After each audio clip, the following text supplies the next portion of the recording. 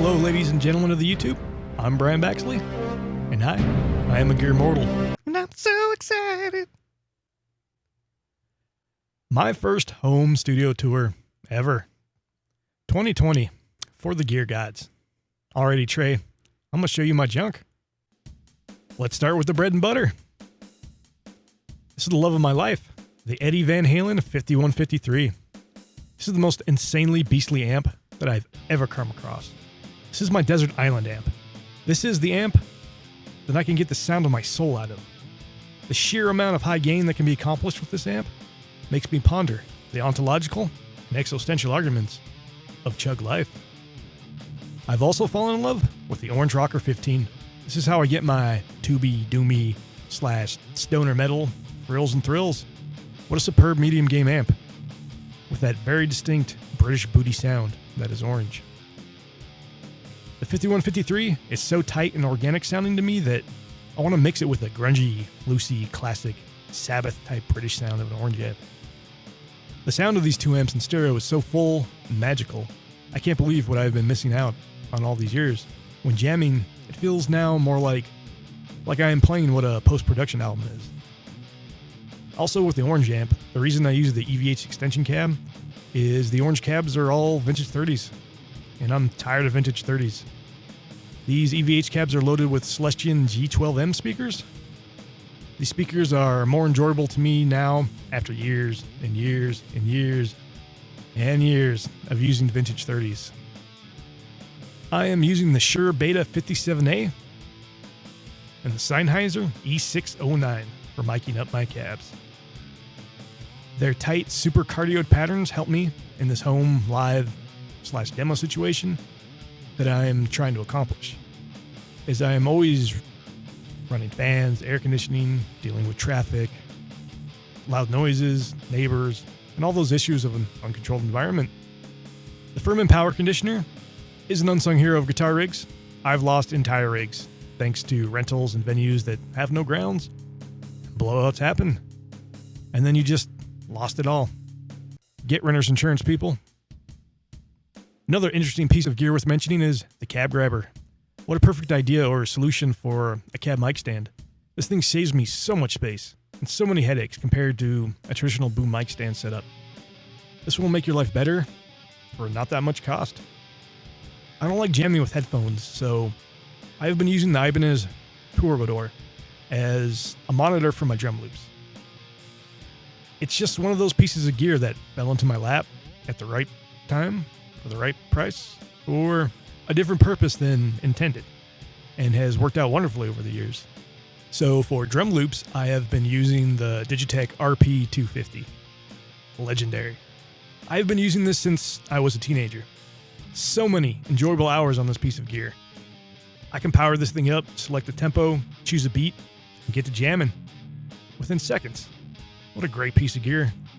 Okay, now, the secret I've learned to not pissing off your neighbors is Rockwall. Rockwall is perfect for my situation.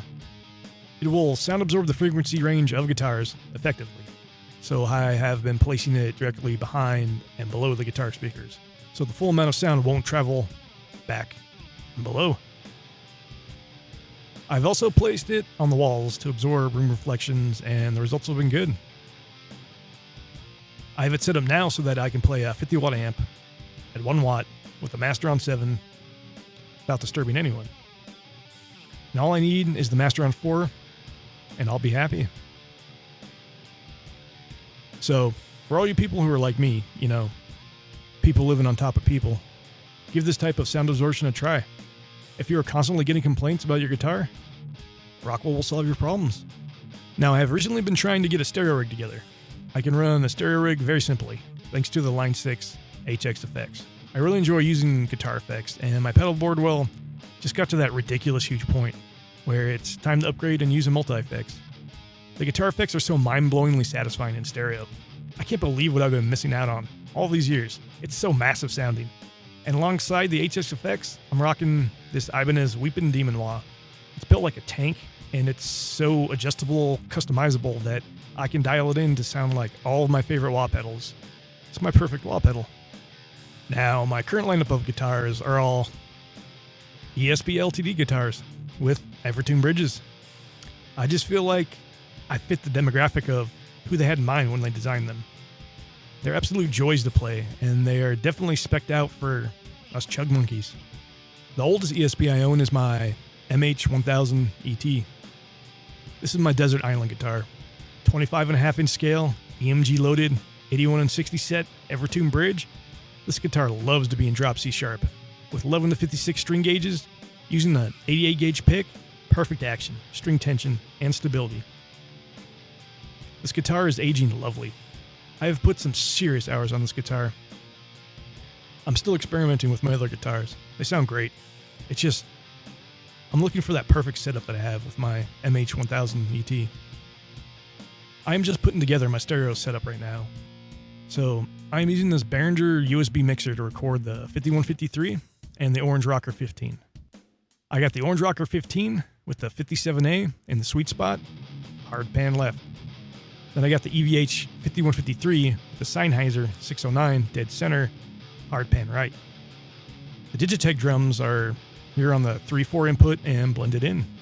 I prefer this setup to an audio interface as once I get everything mixed where I like it, it's a set it and forget it type thing. This way I can open up Audacity, hit record, and boom, there's my stereo audio file for my videos. I feel like if I use a 4-channel input audio interface, I'll have to constantly mess with gain staging and have to use a fancy DAW so I can record all 4 inputs at once. Have to make templates for that. Just seems like too much hassle. If I'm wrong, please let me know. I'm trying to get things set up efficiently so I can come home from work, power everything on, turn on the camera, and just get to jamming, having fun, getting things done, not waste half my night turning knobs and whatnot. I'm still getting used to and finding that confidence and our comfort zone of talking into and performing with cameras and microphones again. I haven't done this kind of thing daily since my AV classes in high school. So I got this here DBX 286S vocal processor, and I'm using a Behringer XM85 mic along with it into a Behringer UMC22 for a super cheap and simple setup.